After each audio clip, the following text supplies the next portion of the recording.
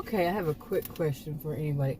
Have you ever run across someone who is quite the grandstander, who's quite the egoist, who's quite the, everything's about them, and they're quite histrionic, perhaps, and they want to be the center of everybody's attention.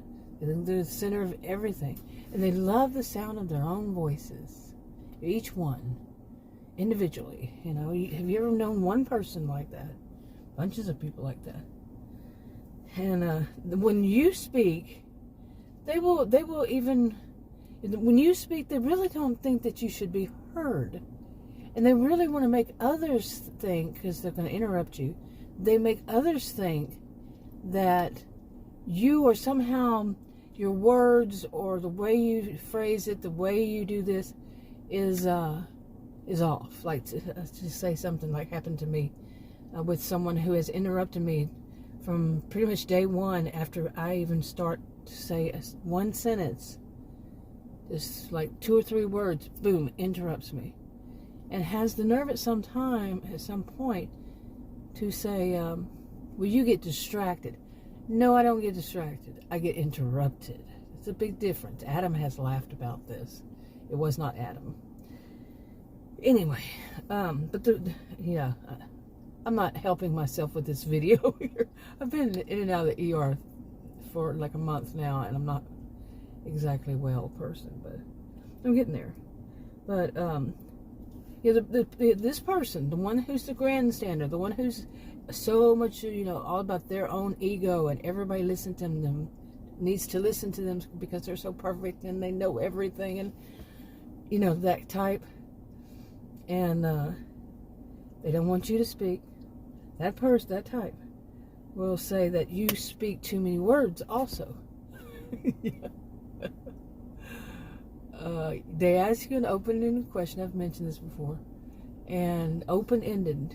It does not need one word, like one word answer, like yes or no.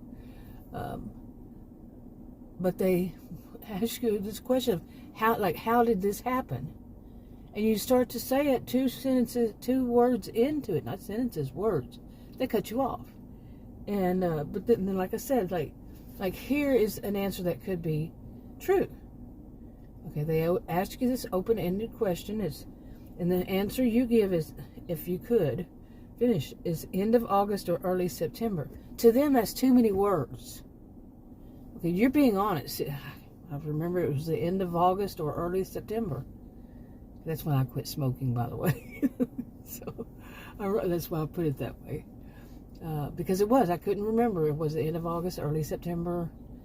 Yeah. And I don't know. It was one of those.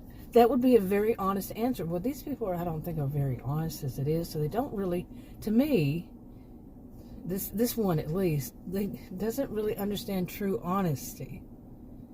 That people who don't feel a need to lie, or they're not the type to lie through omission, or to basically change a narrative to whatever. I mean, just to do it. Like if I wanted to do it in this sentence of end of August or early September, I could just say, oh, September. You see, I mean, that's a lame example, but you get the gist. And that's not fully telling the truth, because I'm not really sure. You see? And they do this in things that are much more important. Well, that's important. But much more like in relationships or anything, really. They don't care. In some ways, we would call them habitual liars. That's what when I was young, habitual liars. Some part of it, not all. They do other things too. They're lying, other ways of lying. But it's just so much of a habit for them to never tell a total truth. Okay? See what I'm saying? Have you ever known somebody like that? Let me see what else. I wrote some notes. I already mentioned it. Love the sound of their own voices. Man, they just love that sound of their own voices. Another two, the combination. I'll talk to you on another video. Bye.